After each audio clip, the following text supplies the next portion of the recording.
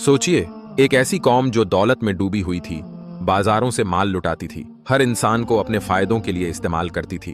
वह कौम जिसे लगता था कि उसकी चालाकी, उसका कारोबार और उसकी ताकत उसे कभी टूटने नहीं देगी। लेकिन क्या आपने कभी सोचा है कि जब नाप तौल में धोखा, जुल्म और अल्लाह की नाफरमानी हद से बढ़ जाए तो फिर अल्लाह की पकड़ कैसी होती है। हजरत शोएब अलैहिस्सलाम ने उन्हें बार बार चेताया, इंसाफ करो, ईमानदारी अपनाओ, सिर्फ एक अल्लाह की इबादत करो। मगर उन्होंने नबी का मजाक उड़ाया और कहा, अगर सजा आने वाली है तो अभी क्यों नहीं आती।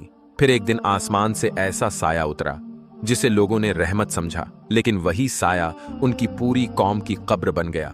यह कहानी सिर्फ बीते जमाने की नहीं है, यह हर उस इंसान के लिए चेतावनी है जो आज भी धोखे को होशियारी और जुल्म को ताकत समझता है। अगर आप जानना चाहते हैं कि वह साया क्या था, अजाब कैसे आया और पूरी कौम एक ही पल में कैसे मिटा दी गई, तो इस वीडियो को आखिर तक जरूर देखिए, क्योंकि यह कहानी आपको सोचने पर मजबूर कर देगी। हजरत शोएब अलैहिस्सलाम को अल्लाह ताला ने जिस कौम की तरफ भेजा वह कौम ए मद्यन थी। मद्यन एक ऐसा इलाका था जो अपनी तिजारत, बाजारों और माल दौलत की वजह से दूर दूर तक मशहूर था। वहां से गुजरने वाले काफिले रुकते, खरीद फरोख्त करते और आगे बढ़ जाते। बाहर से देखने पर यह कौम बहुत कामयाब, लेकिन अंदर से इनका समाज सड़ चुका था। कौम ए मद्यन का सबसे बड़ा पेशा तिजारत था। हर घर किसी न किसी तरह के कारोबार से जुड़ा हुआ था, लेकिन इस कारोबार की बुनियाद ईमानदारी पर नहीं बल्कि धोखे और फरेब पर टिकी हुई थी। ये लोग नाप और तौल में खुलकर कमी करते थे, तराजू जानबूझकर हल्के रखते, माप के बर्तन छोटे बनाते और ग्राहक को पूरा हक नहीं देते थे। उन्हें इस बात की बिल्कुल परवाह नहीं थी कि सामने वाला गरीब है या मुसाफिर। सिर्फ नाप तौल में ही नहीं बल्कि बोलचाल में भी ये लोग झूठ को मामूली बात समझते थे। झूठी कस्में खाना, धोखे से माल बेचना और लालच में आकर किसी का हक मार लेना इनके लिए आम बात बन चुकी थी। जो लोग बाहर से मद्यन आते उनके लिए रास्ते भी महफूज नहीं थे। रास्तों पर डर पैदा किया जाता, जबरदस्ती वसूली की जाती और कई बार तो माल लूट लिया जाता। इन तमाम बुराइयों के साथ साथ सबसे बड़ा गुनाह यह था कि कौम ए मद्यन अल्लाह ताला की वहदानियत को मानने से इनकार करती थी। वे अल्लाह के अलावा दूसरे माबूदों की इबादत करते थे। पत्थरों, दरख्तों और अपने बनाए हुए देवी देवताओं को साजदा करते और यही समझते कि यही उन्हें रोजी देते हैं और मुसीबतों से बचाते हैं। ऐसे माहौल में अल्लाह ताला ने हजरत शोएब अलैहिस्सलाम को नबी बनाकर भेजा। हजरत शोएब अलैहिस्सलाम का नसब, उनकी शख्सियत और उनका अंदाज ए बयान कौम के लिए जाना पहचाना था। वह कोई बाहरी शख्स नहीं थे बल्कि उसी कौम में पले बढ़े थे। इसलिए उन्होंने सबसे पहले अपनी कौम से बहुत नरमी और मोहब्बत से बात की। हजरत शोएब अलैहिस्सलाम ने अपनी दावत की शुरुआत तौहीद से की। उन्होंने कहा कि ऐ मेरी कौम, अल्लाह ताला की इबादत करो, उसके सिवा तुम्हारा कोई माबूद नहीं। तुम जिन चीजों को पूजते हो वे न तुम्हें फायदा पहुंचा सकती हैं और न नुकसान। हर चीज का मालिक सिर्फ अल्लाह है। इसके बाद उन्होंने समाज की बुराइयों की तरफ ध्यान दिलाया। उन्होंने साफ कहा कि नाप तौल पूरा रखा करो, लोगों का माल न खाओ, जमीन में फसाद न फैलाओ। उन्होंने समझाया कि ईमानदारी से किया गया थोड़ा सा मुनाफा धोखे से कमाए गए ढेर सारे माल से बेहतर है। हजरत शोएब अलैहिस्सलाम बार बार यह बात दोहराते रहे कि मैं तुमसे कोई दौलत नहीं चाहता, मेरा बदला सिर्फ अल्लाह ताला के जिम्मे है। मेरा मकसद सिर्फ इतना है कि तुम सही रास्ते पर आ जाओ ताकि अल्लाह का अजाब तुम पर न आए। लेकिन कौमे मद्यन के सरदारों और अमीरों को यह बातें पसंद नहीं आईं। उन्हें लगा कि अगर नाप तौल ठीक हो गया, अगर धोखा बंद हो गया तो उनका मुनाफा कम हो जाएगा। उन्होंने हजरत शोएब अलैहिस्सलाम की बातों को मजाक बना लिया। कुछ लोग हंसते, कुछ ताने मारते और कुछ कहते कि यह हमारे कारोबार में दखल दे रहा है। धीरे धीरे विरोध बढ़ने लगा। हजरत शोएब अलैहिस्सलाम की दावत कौम के लिए एक इम्तिहान बन गई। कुछ दिल ऐसे थे जिन पर बात का असर हुआ और उन्होंने ईमान कबूल कर लिया, लेकिन ज्यादातर लोग अपनी जिद और घमंड पर अड़े रहे। यही जिद आगे चलकर उनकी तबाही की पहली सीढ़ी बनी थी। हजरत शोएब अलैहिस्सलाम की बातों का असर कौम ए मद्यन के हर दिल पर एक जैसा नहीं पड़ा। कुछ लोग ऐसे थे जिनके दिल अब भी जिंदा थे। उन्होंने जब नबी की नसीहत सुनी तो उन्हें एहसास हुआ कि वे सच में गलत रास्ते पर चल रहे हैं। ऐसे लोगों ने चुपचाप ईमान कबूल कर लिया और अपने कामों में सुधार लाने लगे।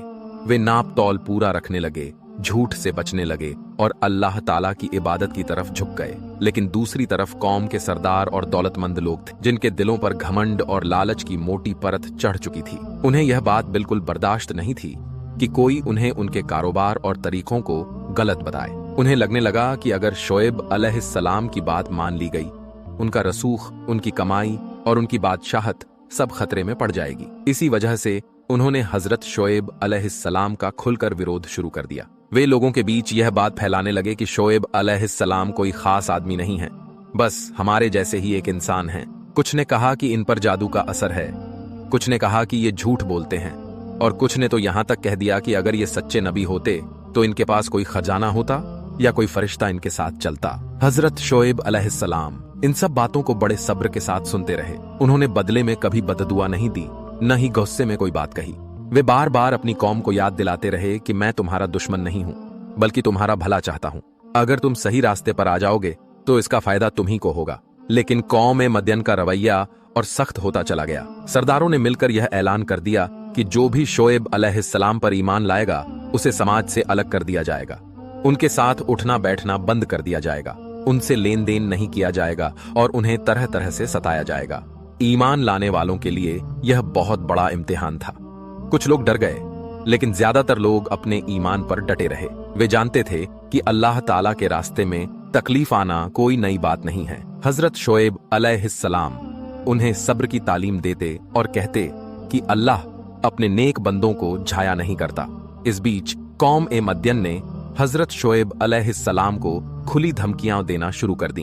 उन्होंने कहा कि अगर तुम हमारी तिजाह, रथ और हमारे तरीकों पर उंगली उठाना बंद नहीं करोगे तो हम तुम्हें और तुम्हारे मानने वालों को इस शहर से निकाल देंगे। कुछ लोगों ने यह भी कहा कि हम तुम्हें दोबारा अपने धर्म में लौटा लेंगे, चाहे जबरदस्ती क्यों न करनी पड़े।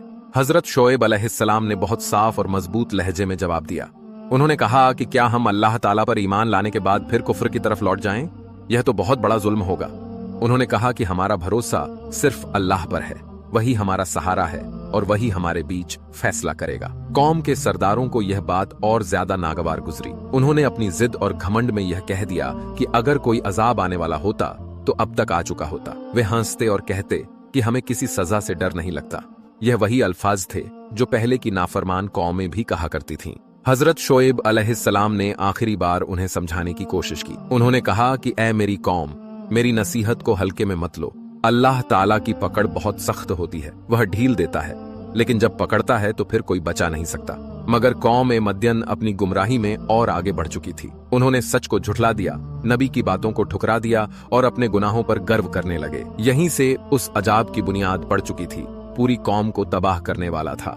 जब कौम मदयन ने हजरत शोएब अलैहिस्सलाम की बातों को बार बार ठुकरा दिया और उनके विरोध में खुलकर खड़ी हो गई, तब हालात और ज्यादा संगीन होते चले गए। अब यह सिर्फ नसीहत को न मानने का मामला नहीं रह गया था, बल्कि यह अल्लाह ताला की खुली नाफरमानी और उसके रसूल की तौहीन बन चुका था।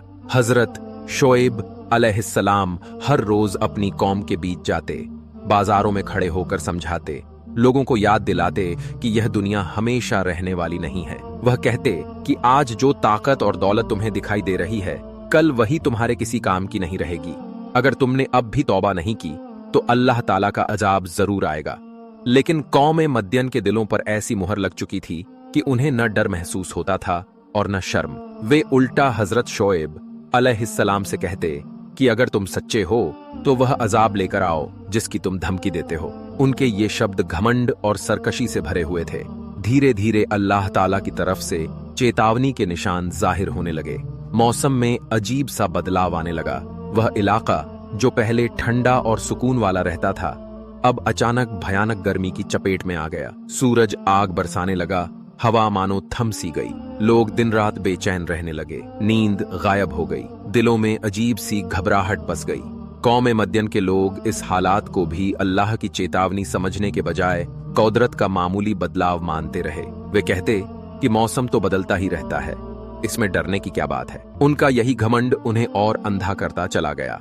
हजरत शोएब अलैहिस्सलाम ने इस हालात को देखकर आखिरी बार अपनी कौम को पुकारा।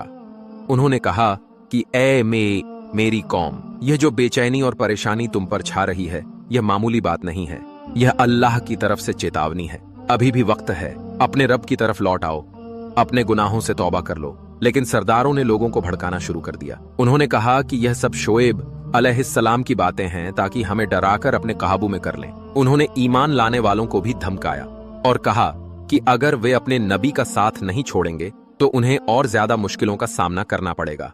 ईमान वाले लोग इस हालात में और ज्यादा मजबूती से अपने ईमान पर कायम हो गए। वे जानते थे कि अल्लाह ताला अपने रसूल और नेक बंदी ओं को कभी झाया नहीं करता। हजरत शोएब अलैहिस्सलाम उन्हें सब्र और भरोसे की तालीम देते रहे और कहते रहे कि अल्लाह का फैसला सबसे बेहतर होता है। आखिरकार वह घड़ी आ गई जब हजरत शोएब अलैहिस्सलाम ने अल्लाह ताला की बारगाह में दुआ की। उन्होंने कहा कि ऐ मेरे रब, मैंने तेरा पैगाम पहुंचा दी। मैंने अपनी कौम को हर तरह से समझाया, लेकिन वे जुल्म और नाफरमानी पर अड़े रहे। अब तू ही हमारे और उनके बीच इंसाफ के साथ फैसला फरमा। यह दुआ कोई बदले की दुआ नहीं थी, बल्कि हक और इंसाफ की पुकार थी। इसके बाद हजरत शोएब अलैहिस्सलाम और उनके साथ ईमान लाने वाले लोग अल्लाह के हुक्म का इंतजार करने लगे। कौम मदयन को अभी यह अंदाजा नहीं था कि जिस अजाब का वे मजाक उड़ाते रहे वह अब बहुत करीब आ चुका है। आसमान और जमीन गवाह बनने वाले थे कि जब अल्लाह ताला की पकड़ आती है तो वह अचानक और बेहद सख्त होती है। कौम मदयन की सरकशी अपनी आखिरी हदों को छू चुकी थी और अब उनके पास लौटने का कोई बहाना नहीं बचा था। वो थी जब कौम मदयन ने बार बार की गई नसीहतों को पूरी तरह ठुकरा दिया और अपने गुनाहों पर घमंड करने लगी, तब अल्लाह ताला की तरफ से वह फैसला आ चुका था जिसका ऐलान हजरत शोएब अलैहिस्सलाम ने पहले ही कर दिया था। मगर अल्लाह ताला का तरीका हमेशा ऐसा होता है कि अजाब अचानक आता है जब लोग उसे सबसे दूर समझ रहे होते हैं। सख्त गर्मी अब अपने चरम पर पहुंच चुकी थी। सूरज जैसे आग उगल रहा था। हवा बिल्कुल बंद हो चुकी थी। लोग छांव ढूंढते फिरते, लेकिन सुकून कहीं नहीं मिलता था। रातों को भी चैन नहीं आता था। बच्चे रोते, बूढ़े कराहते और हर चेहरा परेशानी से भरा हुआ था। इसी हालात में एक दिन आसमान पर एक अजीब सा मंजर दिखाई दिया। दूर से एक घना और ठंडा सा साया नजर आने लगा। वह बादल इतना बड़ा था कि पूरा इलाका उसकी छाया में आ सकता था। सख्त गर्मी से बेहाल लोग उस बादल को देखकर खुश हो गए। उन्हें लगा कि अल्लाह ने उनकी हालत पर रहम किया है। लोग अपने घरों से निकल पड़े। बाजार, गलियां और मैदान लोगों से भर गए। सब उस साये की तरफ दौड़ पड़े ताकि थोड़ी राहत मिल सके। किसी को यह ख्याल तक नहीं आया कि यही साया उनके लिए रहमत नहीं बल्कि अजाब बनकर आया है। जब ज्यादातर लोग उस बादल के नीचे जमा हो गए, तभी अचानक जमीन जोर जोर से कांपने लगी। ऐसा झलझला आया कि लोग संभल भी नहीं पाए। घरों की दीवारें हिलने लगीं, छतें गिरने लगीं और लोग एक दूसरे पर गिर पड़े। इसी वक्त एक भयानक और दिल दहला देने वाली चीख आसमान से गूंजी। यह चीख इतनी सख्त थी कि दिल फटने लगे, कान सुन्न हो गए और सांसें रुक सी गईं। जिसने भी उस आवाज को सुना वह वहीं का वहीं गिर पड़ा। जलजले और चीख ने मिलकर पूरी कौम मदयन को तबाह कर दिया। लोग भागना चाहते थे, लेकिन भागने का कोई रास्ता नहीं बचा। कुछ लोग अपने घरों में दब गए, कुछ खुले मैदान में गिर पड़े और कुछ वहीं ठिठक कर जमीन पर ढेर हो गए। वह बादल जिसे लोग रहमत समझ रहे थे, अब उनके लिए हलाकत बन चुका था। आसमान से आग जैसी सजा बरस रही थी और जमीन उन्हें निगलने को तैयार थी। हर तरफ अफरा तफरी मच गई, लेकिन यह सब कुछ बहुत ही थोड़े वक्त में खत्म हो गया। उधर हजरत शोएब अलैहिस्सलाम और उनके साथ ईमान लाने वाले लोग अल्लाह ताला के हुक्म से पहले ही उस बस्ती से अलग कर दिए गए थे। वे दूर खड़े होकर यह मंजर देख रहे थे और अल्लाह की कुदरत को महसूस कर रहे थे। उनके दिलों में डर भी था और अल्लाह के इंसाफ पर यकीन भी। कुछ ही लम्हों में वह इलाका जो कभी जिंदगी से भरा हुआ था पूरी तरह खामोश हो गया। न कोई आवाज, न कोई हरकत, सिर्फ टूटी हुई इमारतें और बेजान जिस्म बाकी रह गए। कौम मदयन की सरकशी का यही अंजाम था। यह अजाब सिर्फ जिस्मों की तबाही नहीं था, बल्कि एक बड़ी सीख भी था कि जब अल्लाह ताला की चेतावनी को हल्के में लिया जाता है तो फिर उसकी सजा से कोई नहीं बच सकता।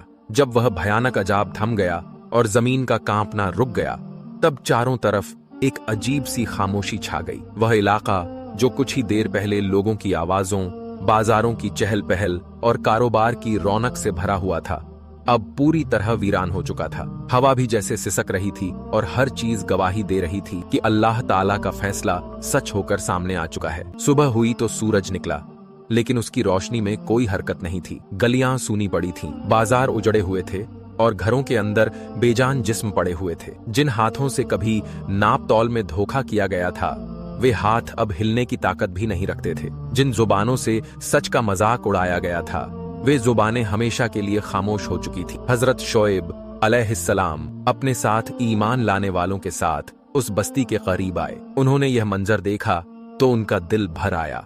यह कोई खुशी का मौका नहीं था, बल्कि इंसाफ का पूरा होना था। उन्होंने अफसोस भरे लहजे में अपनी कौम को याद किया और कहा कि ऐ मेरी कौम, मैंने तो तुम्हें समझाया था, मैंने तुम्हें तुम्हारे रब का पैगाम पहुंचा दिया था, लेकिन तुमने नसीहत को ठुकरा दिया। हजरत शोएब अलैहिस्सलाम ने यह बात बहुत साफ तौर पर कही कि यह तबाही किसी जुल्म की वजह से नहीं आई। अल्लाह ताला अपने बंदों पर जुल्म नहीं करता, बल्कि बंदे खुद अपने ऊपर जुल्म करते हैं। कौम ए मद्यन ने जानबूझकर सच से मुंह मोड़ा, ईमानदारी को छोड़ा और गुनाहों को अपना लिया। इसी वजह से यह अंजाम सामने आया। ईमान लाने वाले लोग इस मंजर को देखकर कांप उठे। उनके दिलों में अल्लाह ताला का डर और भी गहरा हो गया। वे समझ गए कि अल्लाह का वादा सच्चा है और उसकी चेतावनी कभी झूठी नहीं होती। उन्होंने अल्लाह ताला का शुक्र अदा किया कि उसने उन्हें इस अजाब से महफूज रखा। इसके बाद हजरत शोएब अलैहिस्सलाम ने अपने साथियों को नसीहत की। उन्होंने कहा कि यह वाकया तुम्हारे लिए सिर्फ एक कहानी नहीं, बल्कि जिंदगी भर की सीख है। जब भी इंसान को ताकत, दौलत और इख्तियार मिल जाए तो उसे घमंड में नहीं पड़ना चाहिए। अगर इंसान अल्लाह के हुक्म को भूल जाता है तो उसकी पकड़ बहुत सख्त होती है। हजरत शोएब अलैहिस्सलाम ने यह भी कहा कि इंसाफ और ईमानदारी सिर्फ इबादत का हिस्सा नहीं, बल्कि समाज की बुनियाद है। लाभ में धोखा होगा, कारोबार में झूठ होगा और लोगों के हक मारे जाएंगे तो ऐसा समाज ज्यादा दिन तक कायम नहीं रह सकता। कौम मदयन की तबाही के बाद आसपास के इलाकों में यह खबर फैल गई। लोग डर गए और एक दूसरे से कहने लगे कि यह वही कौम है जिसने अल्लाह के रसूल को झुठलाया था। इस तरह उनकी तबाही दूसरों के लिए इबरत बन गई। हजरत शोएब अलैहिस्सलाम कुछ समय तक अपने ईमान वाले साथियों के साथ रहे, उन्हें दीन की तालीम देते रहे और उन्हें सीधा रास्ता दिखाते रहे। उनका दिल अब भी अपनी कौम के लिए दुखी था, लेकिन वे जानते थे कि अल्लाह का फैसला बिल्कुल इंसाफ पर आधारित होता है। यह मंजर हर उस इंसान के लिए सब जो यह समझता है कि वह हमेशा के लिए ताकतवर रहेगा।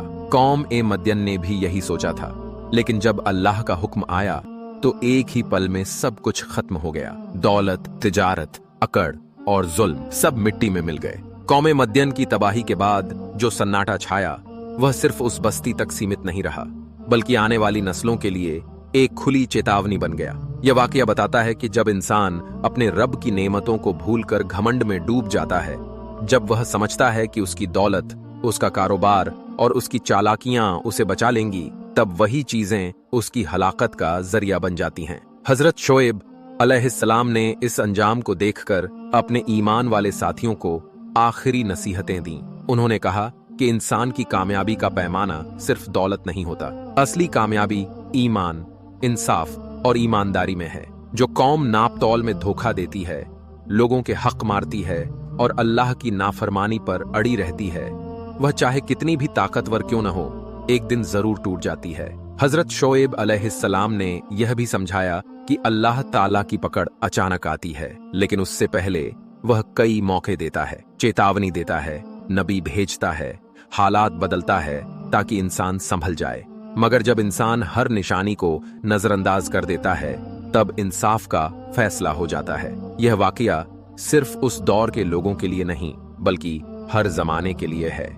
आज भी अगर समाज में झूठ, धोखा, नाइंसाफी और हकमारी आम हो जाए, अगर कारोबार में बेईमानी को चालाकी समझा जाए, तो ऐसे समाज का अंजाम भी अलग नहीं होता। हो सकता है अजाब की शक्ल बदली हुई हो, लेकिन नुकसान जरूर सामने आता है। हजरत शोएब अलैहिस्सलाम की जिंदगी यह सिखाती है कि एक नबी का काम सिर्फ पैगाम पहुंचाना होता है। उन्होंने पूरी ईमानदारी से अपना फर्ज निभाया, हर तरह की तकलीफ सही, ताने सुने, धमकियां झेली, लेकिन सच कहना नहीं छोड़ा। यही वजह है कि अल्लाह ताला ने उन्हें और उनके साथ ईमान लाने वालों को बचा लिया। कौम मदयन की कहानी यह भी बताती है कि सिर्फ इबादत का दावा काफी नहीं होता। जब तक इंसान का लेन देन साफ नहीं होगा, जब तक वह दूसरों के साथ इंसाफ नहीं करेगा, तब तक उसका दावा अधूरा रहेगा। अल्लाह ताला को वह इबादत पसंद है जिसके साथ इंसानियत और ईमानदारी जुड़ी हो। हजरत शोएब अलैहिस्सलाम का पैगाम आज भी उतना ही जिंदा है जितना उस दौर में था। नाप तौल पूरा रखना, सच बोलना, धोखे से बचना, जुल्म न करना और सिर्फ अल्लाह पर भरोसा रखना।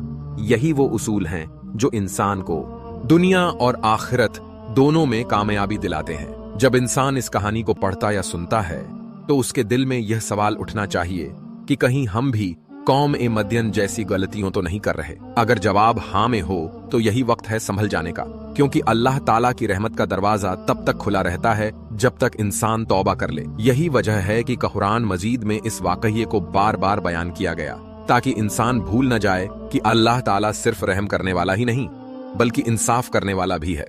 जो लोग उसके हुक्म को मानते हैं उनके लिए नजात है, और जो सरकशी करते हैं उनके लिए इबरतनाक अंजाम।